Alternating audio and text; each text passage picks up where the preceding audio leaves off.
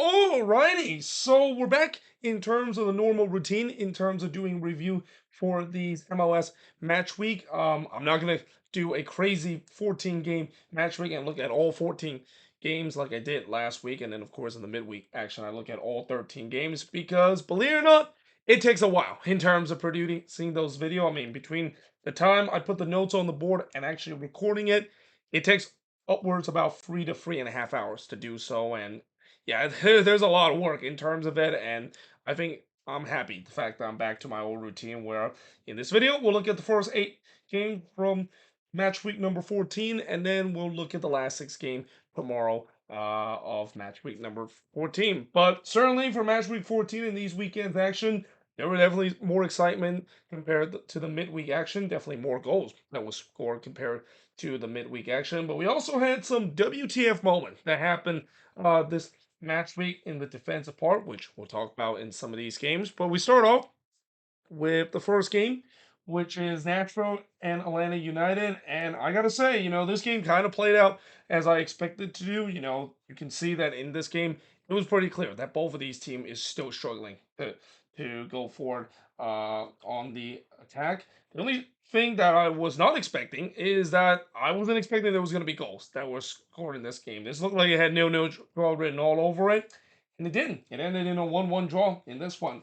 Now, early on, the first shot of the game did see Lopchenidze hits it wide from close before the first shot for Nashville came when Schaffelberg hits it right to Guzan. Not much really happened. Again, not a big surprise because both of these teams have been really struggling on the attack lately. Well, for Nashville, they have had their moments in terms of the attack, but for majority of the season, it's been a bit of a struggle, and obviously Atlanta has pretty much been struggling on the attack ever since they've been going on this winless run. Then in the 36th minute, Boyd hits one that was deflected and goes wide, but then a penalty was given to Nashville as Guzan brought down Mukhtar in the box. Mukhtar, of course, won the penalty.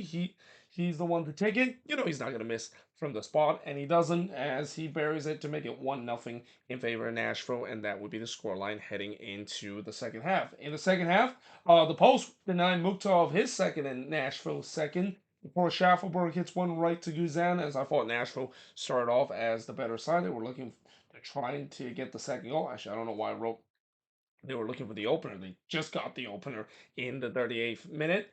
But instead, in the 56th minute, Atlanta ties the game up. It's Bartosz Slić. He scored his first career MLS goal from Mayumba to tie the game up at 1 apiece, and it was a great goal, too, from Bartosz Slić. I mean, from long range effort there. Didn't know that he has that long range ability, but he definitely showed it here, and that ties the game up at 1 apiece in this game. Mukhtar did look to respond, but he goes behind for a corner in the 58th minute before he hits one right to Guzan in the 74th minute, and then he puts it over just 4 minutes later. Honey Mukhtar was definitely better in this game, and while he didn't score in open play in this one, he was definitely more effective, and that's kind of what Nashville really need him to be because again, a lot of the offense basically revolved on Hani Mukhtar. Surge then hits one into the side netting in the 85th minute. Surge, on the other hand, he didn't really have a good game. He was relatively quiet throughout this game. But there was no doubt that Nashville was pressing for the lead back, and Atlanta seems like they were hanging on a little bit late in this one. McCarty, though, puts it wide from close range. Imagine if Dax McCarty would score in this one. I'm pretty sure he's not going to celebrate, knowing the veteran and knowing that he's one of the nicest guy in MLS. But that would be a weird feeling if you're a Nashville fan seeing a player that's been with your club ever since they came into the league would score against you. And then Brett Coleman would hit it right to Guzan in the 5th minute stoppage time. And in the end, it ends in a 1-1 draw on this one. Shots in this one, there was actually more than I thought it was going to be. 12 shots compared to 10 that Atlanta has, though most of those shots weren't really high quality chances, mainly because there was only 5 shots on goal compared for both teams. 4 shots on goal compared to just 1 that Atlanta has in this one. The good news for them is that one shot that they had, it was the Bartosz goal.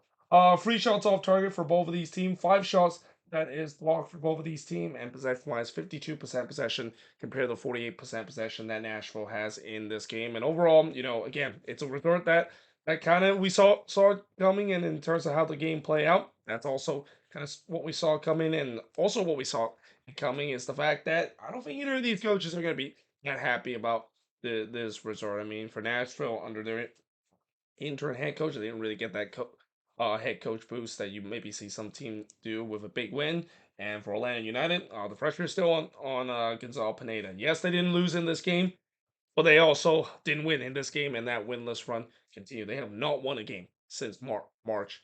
That is Atlanta United. Now, moving on in the next match, in Charlotte versus the Galaxy. So, despite the fact that this game did end 0-0, and I was expecting this one was gonna be the one to end 0-0, not this game. It was an entertaining game because yeah, that's how it goes for Galaxy game because it's almost given that Galaxy game has to be entertaining even if there's no goal that's being scored. Though you couldn't say that at least in the first 18 minutes of this game. Yeah, it was a bit of a snooze fest in the first 18 minutes. The first shot didn't came until the 18th minute, and it's see Diani hits it right to Fish. So McCarthy gets the night off in this one. First appearance here for the backup goalkeeper Makovic for the Galaxy, and he played relatively well in this one. Kalina then tipped Faguna's shot over before Privyet on the other end would puts it wide from close range. This was a very back and forth game too. It was a game where both teams had their equal opportunity to get a goal in this one, and as you probably can tell from the scoreline, neither of these teams were able to do so. But there was no doubt that, like I said, games were starting to open up. Both of these teams were exchanging chances. Ajiman would hit it just wide from close in the 40th minute before Vargas would hit one right to Makovic. Then Peck would hit one right to Kalina in the second minute of stoppage time. And we had to halftime, scoreless between both of these teams. In the second half, I thought the Galaxy were on the front foot. They were looking to try to get the opener. Joveljic would have a shot that was deflected and it goes wide before Bronico would have a couple of chances in the next 4 minutes. He hits it wide from close in the 52nd for the 53rd. He puts it wide from long range. And then in the 54th, he puts it wide from close again. Charlotte, especially Brent Bronico, was pressing for the lead up to that point. But as I said that, on the other end, Joveljic would puts it over after the ball went through two Charlotte defender, and yeah, that's one that Joveljic would want to have back, and also one that Charlotte are probably very lucky because whenever the ball goes through two defenders like that, yeah, that's not great defending whatsoever from this Charlotte team. Peck would then puts it wide from close in the 64th before Yoshida puts it wide on the header as Galaxy now seems like they're pressing back. But again, this game feels like it's a bit of a knife edge. It feels like every time when a team has the momentum, the other team get another chance, and it's just kind of almost like a seesaw affair of who can break the ice in terms of the scoreless draw. And then in the 79th minute, Pekovic puts it wide after John Nelson slipped and basically played Pekovic through. So yeah, that's one that Pekovic would want to have back, and one that I'm pretty sure John Nelson is very lucky that he didn't concede because of that. Again, there was a lot of defensive mistakes throughout this week, and that wasn't even the worst defensive mistake that we've seen in this match week. Pekovic then get another chance not long after, but he hits one right to Makovic before Yoshida would puts it wide from close range. Again, the Galaxy was started to push late as the time winds down. Kalina would deny Bergman from the free kick before he tipped Yoshida header over in the third minute of stoppage time. And despite a lot of chances for both of these teams to get the opening goal, it ends scoreless between both of these teams. As the shots in this one, 12 shots compared to 17 that Charlotte has. 5 shots on goal compared to 2. And actually, I'm sorry, I accidentally mixed that up. It actually should be Charlotte here that had 12 shots compared to 17 that the Galaxy had. So let me just change that real quick. Yeah, so again, 17 shots for the 12 that Charlotte has, 5 shots on goal for the 2 that Charlotte has, 8 shots off target for the 6 that the Galaxy had, 5 shots off block for the 2 that Charlotte has, and possession wise, 40% possession compared to 60% possession the Galaxy has in this game. So, yeah, pretty entertaining game. Again, it's one of these no draws that seems like it's just both of these teams having a lot of opportunity, but just couldn't finish. But overall, I think both of these teams will be happy with a point itself. Now, moving on in terms of the next match, as I just dropped my pen here, so let me get that on the floor, is Cincinnati and St. Louis. So Cincinnati continue their strong form. I believe this is now 4 wins in a row that they have, and they're definitely keeping pace with Inter Miami in terms of the Supporter Shield race as they took down St. Louis in this game. Though early on, Adanaran would hit it into the front stanchion of the net, as that was the first shot of this game. Halsey then hits it right to Berkey in the 7th minute before Kubo would puts it over from close range. And I thought both of these teams were getting some good chances, at least early in this one. And then a penalty was given to Cincinnati as Pompeo brought down Acosta in the box. So Acosta basically wins the penalty. He gets a chance to take this penalty, and he buries it. So that gives Cincinnati a 1-0 lead. Could have been 2-0 if Berkey didn't rob Valenzuela on the doorstep of goal. I'll tell you what, Berkey, even though he gave up 3 goals in this one, yeah, he was kind of one of the big reasons why St. Louis at least was in this game for it as long as possible, because yeah, Cincinnati, they definitely put a lot of shots in this game and had a lot of chance to make this game even more uglier than the 3-1 scoreline suggests. Valenzuela then puts it wide from close in the 41st minute, and Cincinnati was pushing for another late in the first half, but we do head to halftime with Cincinnati leading 1-0. In the second half, Cincinnati wastes no time to make it 2-0. It's Yaya Kubo. He scored from Acosta to make it 2-0 in favor of Cincinnati. Jackson did look to respond, but he was denied by Salatano. But then in the 53rd minute, St. Louis did get one back, and they can thank Matt Miazga for this, because yeah, this was kind of a bit of a brain dead moment here between Miazga and Salatano. Though I would say more on Miazga, because what happened here was there was already a back pass that was made, and then Salatano basically passed it to Miazga. Now, normally when you basically pass it back to your goalkeeper once, you don't really want to do it again, because that your goalkeeper is not expecting like two back passes. But Miazga here, he just inadvertently decided to pass it back again, and Salatano just got completely caught off guard because of it. Not to mention also that back pass was hit pretty heavily, and by the time Salatano realized that was a mistake, it went up into the back of the net. And keep in mind, what's even more interesting is that Miazga had no pressure. It was not like St. Louis was creating a press whatsoever. So I don't know what was Miazga thinking there, and why he necessarily need to pass this one back to Sautano, that is. But nevertheless, St. Louis will take it. That will make it 2-1, and that also doesn't help the fact that that narrative once again comes back, where it feels like St. Louis once again got that voodoo magic, where it's basically forcing teams to somehow make bad back passes, or in this case, just a WTF moment here between Miazga and Sautano, mostly on Miazga, that is, to get them a lifeline in this game. Berkey then denied Oriano from close before Jackson would hit it wide from close range. Berkey then denied Kelsey from close before he denied oh god, I wrote the wrong name here. It's actually Acosta, the one that he denied from close range. Apologies if I've been putting multiple mistakes. I wrote this board really fast, so I'm gonna pretty much fix that as we go. But yeah, Berkey denied Acosta from close in the 77th minute. Berkey was definitely doing everything. He was definitely starting to stand on his heads, as we have seen before that he's done with St. Louis, trying to keep St. Louis in this game as long as possible.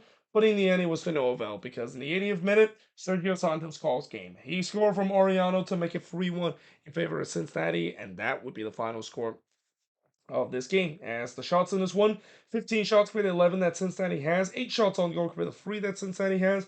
Both teams had 3 shots off target, 5 shots off block for the 2 that Cincinnati has, and possession wise, 53% possession compared to the 47% possession that St. Louis has in this game.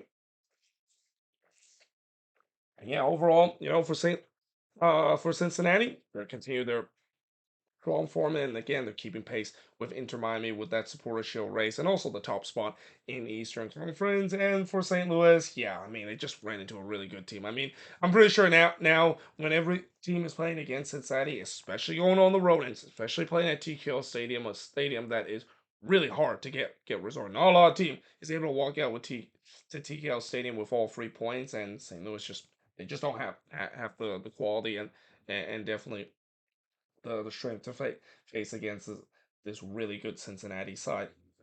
Now, moving on in terms of the next match is Miami and DC United. So with Cincinnati getting the win, obviously Miami are looking to try to get 3 points themselves to keep themselves at the top of the Eastern Conference, and they do, but it was not by much. And this was really, I think, the first time where we see when Messi and Suarez and his friends were on the pitch, where they really struggle and probably have the worst game so far this season. But that also is credit to DC United. DC always tends to play Inter Miami very hard, and even in that 3-1 defeat earlier this season, I thought DC played very well. They were just unlucky to not show that clinical finishing, and this was another game that was kind of similar to that as well. Now, early on in this one, by the way, this game actually started a little later than all the other 7:30 p.m. Eastern kickoff because we had a bit of a weather delay. Because this is South Florida. You're pretty much gonna have at least one weather delay every single season, or even like 2 or 3 weather delay. Though this one only puts back the kickoff about 35 minutes. I kicked off at 8:05 p.m. local time. In the 8th minute, Kamaski would hit one right to Bono before Santos on the other end would puts one right to counter as after that, this is where the rain really started to fall very hard. So when the delay is over, it wasn't raining, so there must be a big cell that just came over the stadium because it was a monsoon. I mean, the rain was just pouring down on the field, and you can definitely see that the quality of play is definitely off because of it, even though the pitch wasn't really getting waterlogged because obviously Inter Miami probably even in their temporary stadium that is Chase Stadium, they probably have very good drainage because you have to have good drainage when you're in Miami in a place in Florida that always tends to rain, especially in the summer. In the 41st minute, Kudibietro would miss wide from long range before Bono denied Kamaski from close, and we do head to halftime scoreless between both of these teams. Now in the second half, not much really happened, at least early on. There was a lot of whistle and a lot of foul early in this one. There was no rhythm in the first 5 minutes of the first half. Stroud would then puts it wide from close in the 51st minute before Dahome puts it high from long range in the 67th minute. By the way, I don't know why Steve Canilsi, the play-by-play commentator, always pronounce it Dahome, even though I've never heard any play-by-play commentator pronounce it that way. But either way, in the 68th minute, Patolo puts it wide from long range as I thought DC started to get some pressure and they were pressing for the opening goal. Though on the other end, Messi would have a shot that was deflected, and why up to this point Messi had a relatively quiet game, but that's kind of where it gets very dangerous because even when Messi has a quiet game, he's only need one chance and he's gonna bury it. But give credit to DC, they really shut Messi and Suarez down throughout this game. Wingate then hits it wide from the corner in the 75th minute before Ruiz would puts one back to Miami proper. Yeah, that was not a good shot there from David Ruiz. On the other end, Montreal would hits one right to counter as I thought this game was definitely up for grabs. It was starting to come back and forth again. The question is, who can get that clinical finishing? Well, Dahome tried to do so, but he was denied by a counter from long range in the 3rd minute of stoppage time. But then in the 4th minute of stoppage time, and bit of a forgotten man too, Leo Campana scores. He scored from Busquets to give Inter Miami a 1-0 lead. And I say Campana's been kind of a forgotten man because, ever since Suarez has kind of take that role, and also Rojas at times playing that number 9 position as well. Campana hasn't really getting a lot of chance, and it's a shame too because I know Leo Campana is a good number 9 for this Inter Miami team, and he kind of showed it. Just 1 minute coming on to the pitch, he made an impact and give Miami the 1-0 lead. Though late on, Merrill did look to try to get the late equalizer, but he heads that one just high in the 10th minute stoppage time. As in the end, Inter Miami, it wasn't pretty, but they get the 1-0 win. They keep pace with Cincinnati and make sure that they're still at the top of the Eastern Conference as we speak. Shots in this one, 14 shots compared to 9 that Miami has. 3 shots on goal compared to 4 that DC had. 6 shots off target compared to 4 that Miami has. 5 shots off block compared to 2 that Miami has. And possession-wise, 63% possession compared to 36% possession that Miami has in this game. And actually, by the way, let me just make sure that Miami is still at the top of the standing. I'm pretty sure at last I checked, they were at the top of the standing. Yeah, they're still at the top of the standings, but not by much. They only have a 1 point lead over Cincinnati, and Cincinnati technically still has the better points per game ratio. As if they can win that game in hand that they have over Inter Miami, they'll actually overtake Inter Miami in the Supporters Shield race. But yeah, it should be a very interesting race. I mean, especially especially with the way that Cincinnati has been really well, and that both of these teams are also started to kind of run away a little bit and start to pull away a little bit in the Eastern Conference, and I won't be surprised throughout the season we're going to see both of these teams that's going to be battle out for the Supporter Shield race. Though again, one thing that I did say about Miami is that I still don't think that they're going to win the Supporter Shield, mainly because I do worry what's going to happen when Messi and some of these players go on international duty doing Copa America, and that it's been shown that they've only won once so far this season in 5 games without Messi, and against a Cincinnati team that's been pretty much winning every single game. I don't know if they can keep pace for a bit, unless of course that depth is gonna really come good to this Inter Miami side, and they'll pretty much prove a lot of doubters wrong, including myself, that they can still win with Messi and potentially winning the Supporter Shield race this season. That being said, I am now going to switch boards and look at the last 4 games as part of part one of the review. We'll look at the first 8 games from match week number 14. So moving on, we got New England and the Philadelphia Union, and boy, did the Union need this win badly, because it has not been going well for Jim Curran team ever since their unbeaten run came to an end. And while I know it is against the worst team in the East, and quite frankly the worst team right now in MLS, they desperately needed this win, and especially the defense desperately needed this clean sheet as well. Now, early on, the first shot of the game did see Bedoya from close range before in the 13th minute. Ryan Spalding would get hit himself a red card in this one and get a marching order in this one. And yeah, he has no one to blame but himself, because he basically gave this ball away, and then I think it was Carranza, the one that was it on goal here.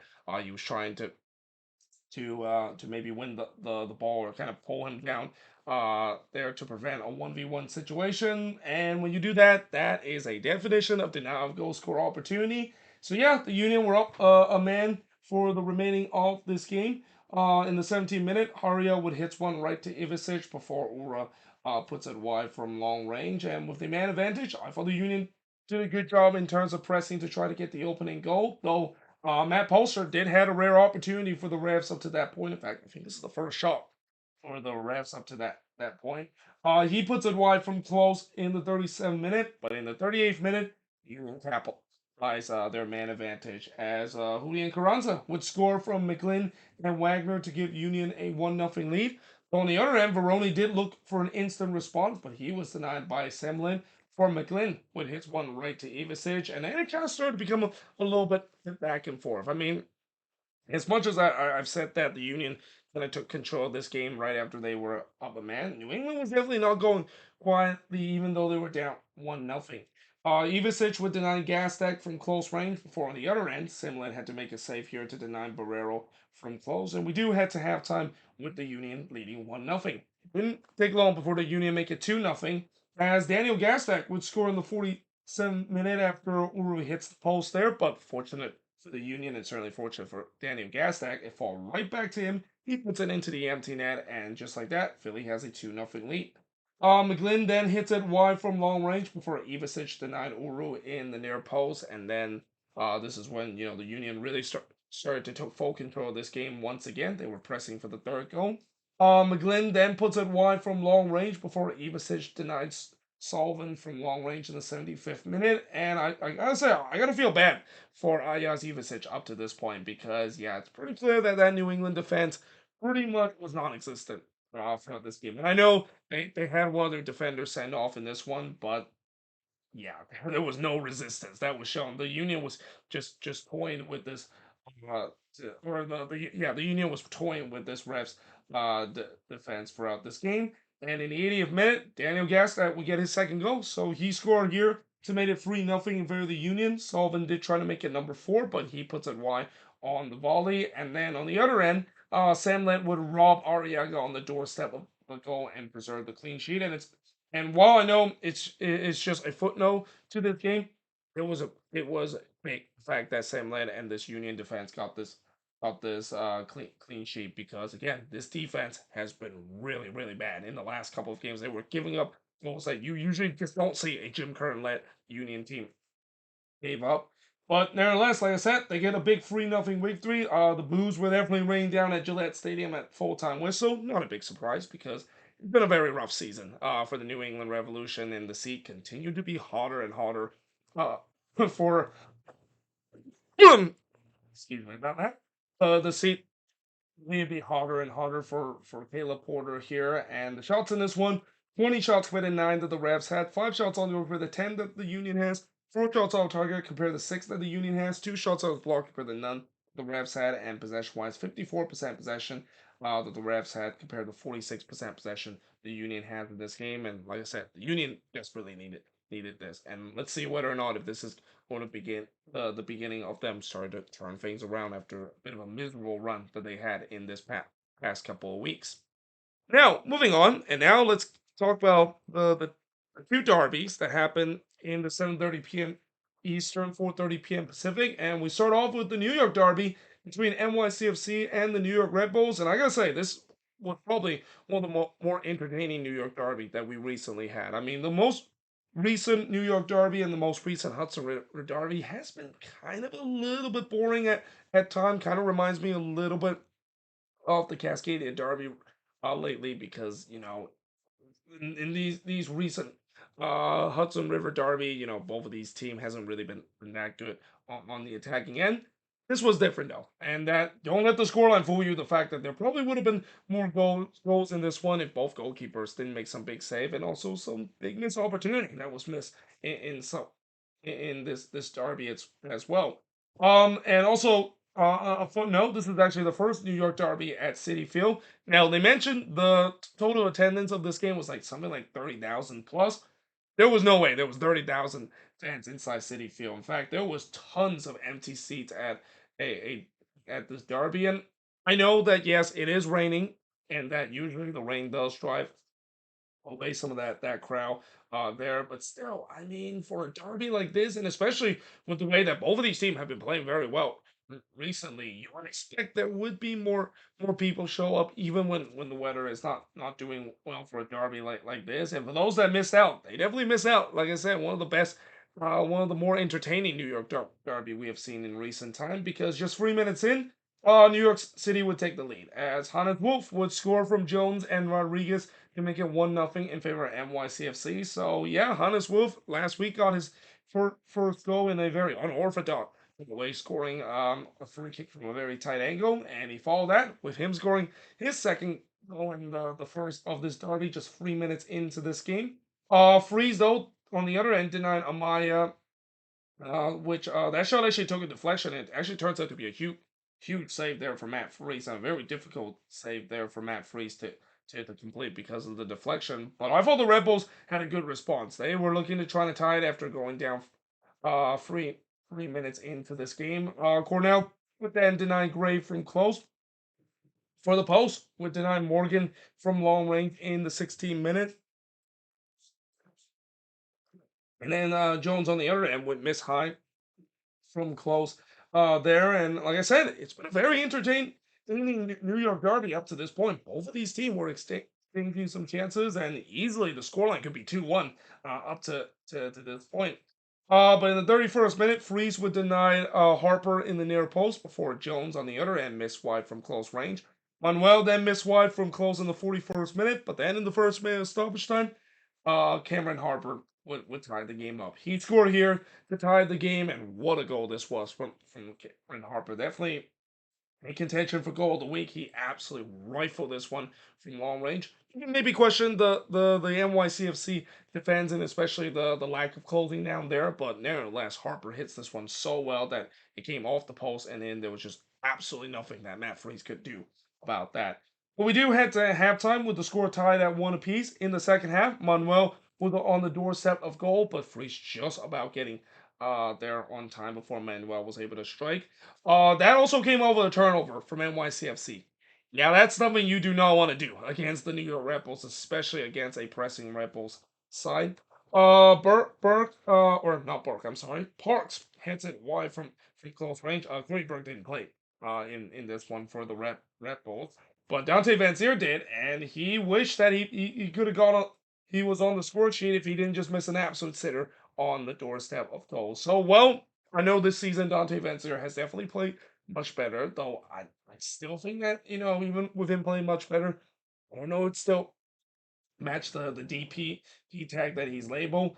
Yeah, that was kind of a moment from last season where he was struggling both on and off the pitch. But just like the first half, there's been chances for both of these ends. But the question is, who can get that clinical finishing to take the lead? The answer is NYCFC, and guess what? First is over.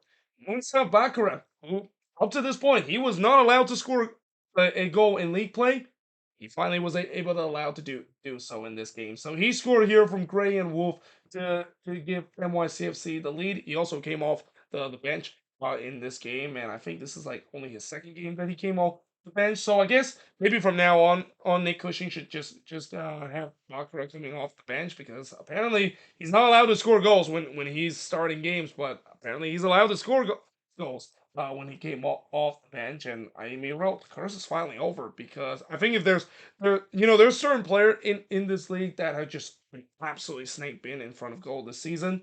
Musa Bakra is probably right there on the top of the list of the most snake bin number 9 in this season. But he finally get his first goal, and little did we know that actually turns out to be the winning goal of this derby. We then go for a period where not much really happened, which for NYCFC that's definitely in their favor as they were looking to see this one out. Though the Red Bulls had other ideas. Amaya would then puts it just over from long range. For Manuel would puts it wide from close in the 83rd minute as the Red Bulls once again pressing late to try to get the equalizer. Baccarat, though, trying to score his second goal in the game, but he struck the post from close. So, yeah, maybe the curse is not entirely lifted. I mean, yes, the curse is over when it comes to him not allowed to score goals, but yeah, he's still at times being a little bit unlucky. And honestly, if he didn't score in the 64th minute, that moment just basically sums up his season. And just, again, for for for this entire season up until the goals that he finally scored in the 64th, he just are not allowed to score and are just absolutely snake bin this season.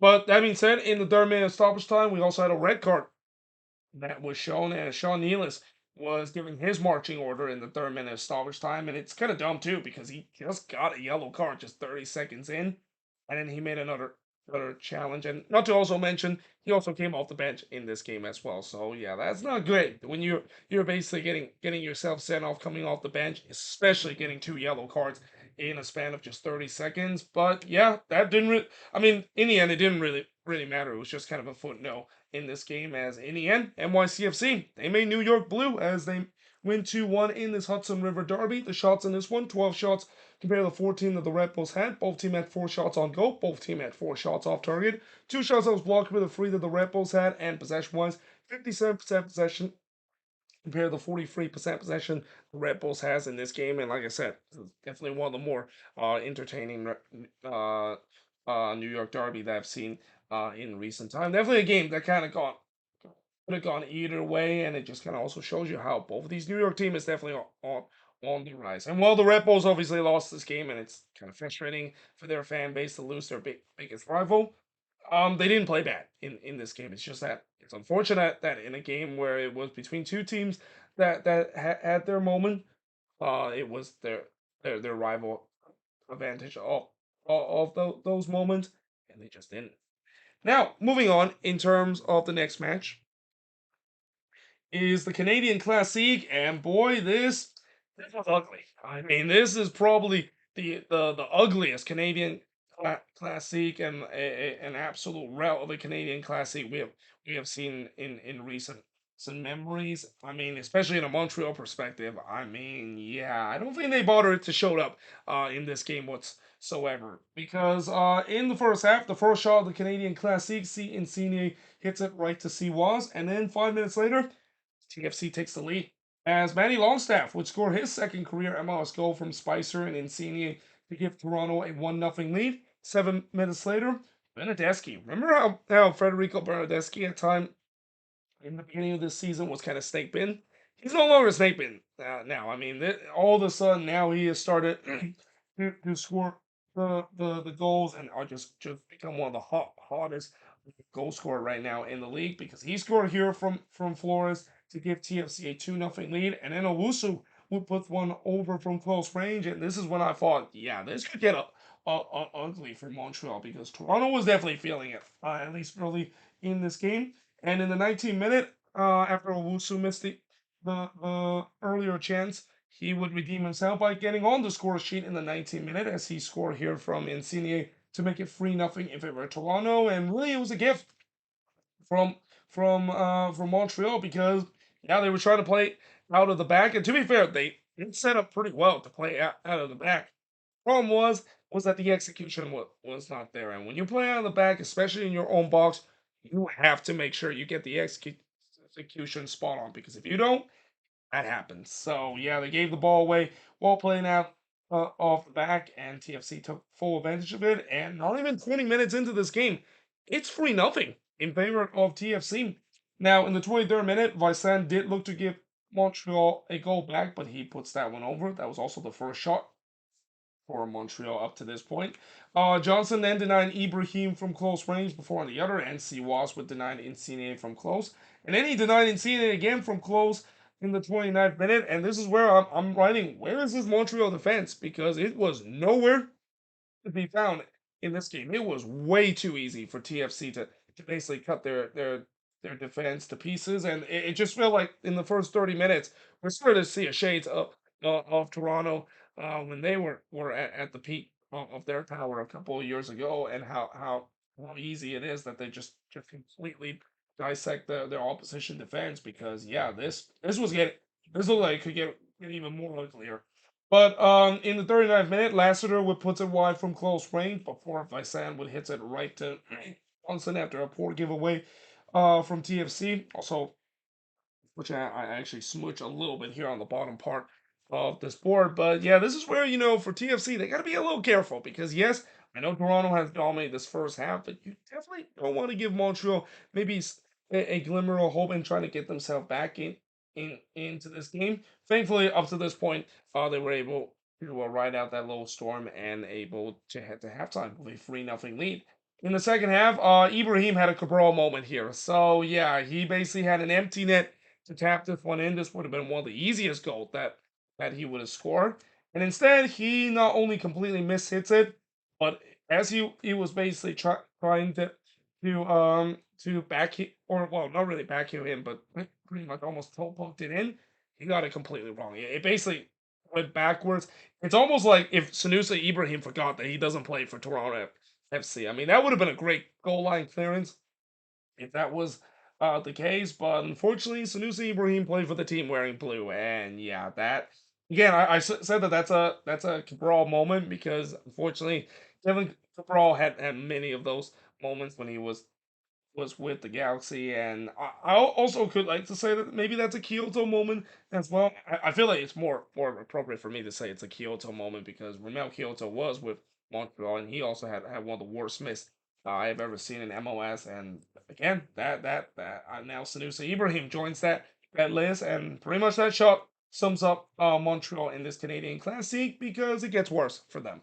In the 58th minute, Benedeski would score his second goal from Coelho to make it 4-1, or no, not 4-1, I'm sorry, 4-0 in this game. It was a cross shot there. I mean, I know Bernardeschi says he's going to meant it if he's being asked for that second goal, but he clearly didn't meant it. This was actually, I think it was supposed to be a Wusu, the one that hits this one in. It actually hits over the head of a Wusu, but I think that kind of throws Siwas off a little bit because it just went all the way and it goes into the back of the net. And then 2 minutes later, Bernardeschi would complete his hat trick. So again, a guy that seems like he was cursed early in the season, just unable to buy a goal. Now all of a sudden, once he finally broke that curse, he is scoring in bunches. So I'm pretty sure Monsat Bakra has probably seen this and hoping that that is the case for him now that he of course broke his goal drought. But yeah, Benedeski right now just cannot stop scoring. He completes his hat trick, like I said, in the 60th minute. That made it 5-0 up to this point. Would have been 6-0 if Siwas didn't absolutely rob Owusu from point blank header there. And this is where I wrote Montreal has just completely checked out. Like you can clearly see in their body language, they were not interested in this game. They clearly don't want to be there. Though that being said, they did get one back, and it's actually in the 67th. I don't know why I wrote the 57th minute here. But yeah, Sanusi Ibrahim at least did kind of made up for his 4 miss that he had in the 48th minute as he scored here from George Campbell to make it 5-1 in this game. George Campbell is still with Montreal, which that's kind of a bit of a surprise because he's kind of also been a bit of a forgotten man with Montreal lately. And then Siwas with the 9 curve from close in the third minute stoppage time. By the way, up to this point, this is when I kind of stopped taking notes because yeah, I mean this game was over a long time ago. There's really no need for me to take too much notes, considering there was like about 6 other games I was trying to keep an eye on that starts at 7:30 p.m. Eastern, 4:30 p.m. Pacific. But yeah, in the end, TFC walk away with a big win in this one, a 5-1 route in this Canadian Classic, and the shots in this one, 18 shots for the 12 that Montreal has, 5 shots on goal for the 10 that TFC had, 5 shots off target for the 4 that Montreal has.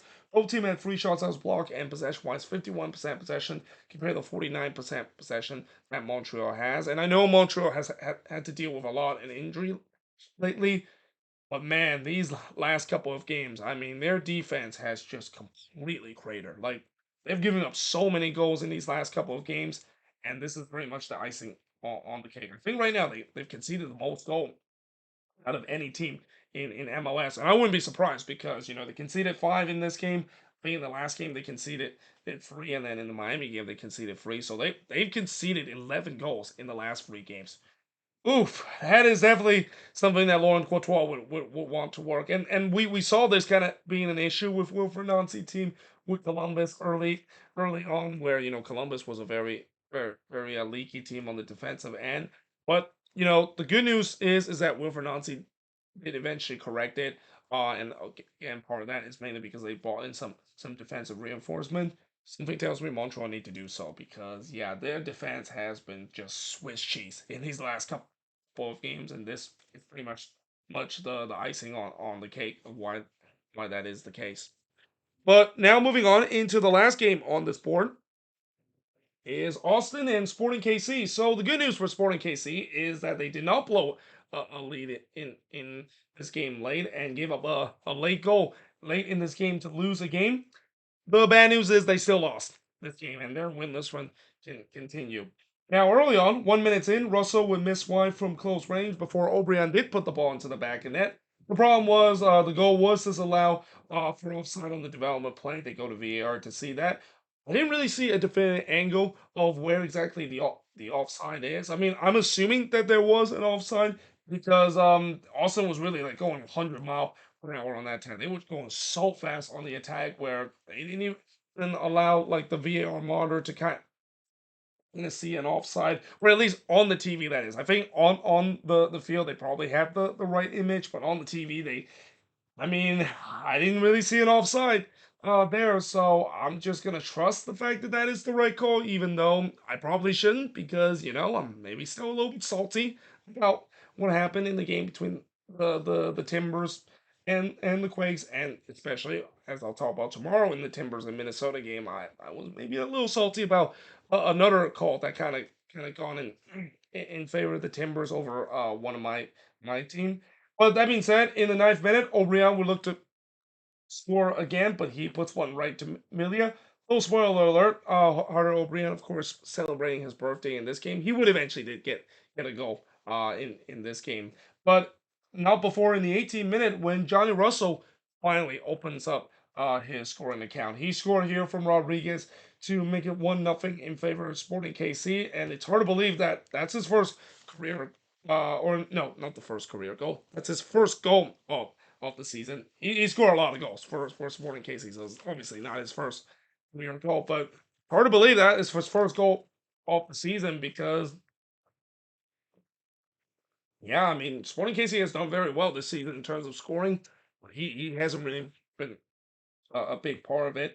And also, it was kind of against the run of play too, because up to this point, Austin were by far the better team. Tommy then fires it wide from long range as I thought Sporting started to have the momentum. They were looking to try and get another goal, but instead, Austin would ties the game up. And like I said, the birthday boy, Hunter O'Brien, he would eventually get on the score sheet from Pereira to tie the game up at 1 apiece. And I think Tim Melia probably feels so bad for O'Brien in terms of not getting a birthday goal in the 5th minute that he basically gift wrapped at this one. Though he mostly gift wrapped this one to Pereira, where he basically played it straight to Pereira, and yeah, that's something not only you don't see Tim Melia does a lot, but that is going to be a moment that you're probably going to get punished if you're your goalkeeper. They play right to play a ball right to your attackers. So yeah, up to this point, it was 1-1 in this game. Rubio tried to make it 2-1 in favor of Los Verdes, but he hits it right to Melia as Austin now started to have the momentum back. They were pressing to try to get the lead again. And they do in the 39th minute as the birthday boy, Rodrigo, would score again. He scored again from Correa and Valencia to give Austin a 2-1 lead. Tommy did look to response, but he missed high there in the 44th minute before Showery would hit one right to Stuver in the 4th minute on stoppage time. And despite Sporting had some good pressure late, we do head to halftime with Austin leading 2-1. They did not waste long to make it 3-1 in the second half. In fact, it only took 38 seconds before Dreyusi would score from Jarzy Zardes to make it 3-1 in favor of Austin. So it's not very often you see Zardes on the assist chart, but he was in this play, and yeah, this was one that basically that Sporting KC defense completely fell asleep, was ball watching that header there to go in for Dreyusi, and just like that, they found themselves 3-1 down in this game. Hindsight trying to make it 4-1, but he hits it wide from close before the post, denying Zardes from close range in the 61st minute, and this is where I thought this could get ugly for Sporting. This could be similar to the treatment that Montreal got, where, yeah, their opposition was definitely feeling in the game. However, though, in the 63rd minute, Jake Davis, who scored his first career goal earlier this season, he would score his second career goal, and really, just like the first one he scored, it was an absolute banger. And this was the same case too. He scored from Tommy to make it 3-2 in this game. Definitely contention for goal of the week, and once again, kind of against the run play because like Wilson had some chances to really blow this game open. Wolf did look to respond, but he missed the header on the doorstep of goal. So yeah, Owen Wolf would definitely love to have that one back. But in the 80th minute, a penalty was given to Austin as Melia brought down Dreyusi in the box, but not after just a chaos that was happening on that sequence where Melia had to make a couple of save there, and then eventually, unfortunately, Sporting just unable to clear their lines, and Mealy had to brought down Dreyusi in the box. So this is a chance where Dreyusi has a chance to bury it. Also, not to mention that chaos of a sequence all started when Russell basically gave the ball away in his own half. There was a lot of bad giveaways in this game, especially from Sporting KC. But fortunate for Melia, he redeemed himself because he denied Dreyusi from the spot in the 87th minute. I didn't think it was a great penalty there from Sebastian Dreyusi, but this is also Tim Melia. He's the best PK stopper right now in the league, and it's no surprise that he made a big save here to keep this one at 3-2. And this is where I wrote, will this moment come back to haunt Austin? Because we've seen this before. When you don't put away your opportunity, especially from the spawn, it can definitely come back to haunt you. And they were very fortunate that it didn't, mainly because it's the post. It denied Tommy from close in the first minute of stoppage time, and despite Sporting KC had some late push, Austin survived. They win this one 3-2. They're now third in the Western Conference. If you would have told me that this team, a month into the season, would be third right now by the time we hit near the end of May, I don't think any Austin fans would have believed you. Like they think that it's a pipe dream that they would be even anywhere close to being in the playoffs with how bad they started the season. But credit to this Austin team and give credit to Josh Wolf too. He's definitely silenced a lot of the doubters and a lot of the big question that and his own fan base have kind of ridiculed him in the beginning of the season. And really, Austin's definitely playing much better compared to what we saw in the first month of the season. And the shots in this one, 12 shots with a 19 that Sporting KC had, 3 shots on goal for the 7 that Austin had, 3 shots off target for the 6 that Sporting KC had, 8 shots that was blocked for the 1 that Austin had, and possession-wise, 46% possession compared to 54% possession that Sporting KC has in this game. And I can't say the same thing about Sporting KC. The rough run that they've been having for the past month or so continues, and while I would say that this is probably the least frustrating loss that they suffered recently, it's still a loss. And yeah, it's been bad in terms of how Sporting KC has been doing this stretch. And if they don't turn things around, this team is in dangers of missing out on the playoffs, and they would end up to be probably one of the most disappointing and one of the most biggest underachiever this season.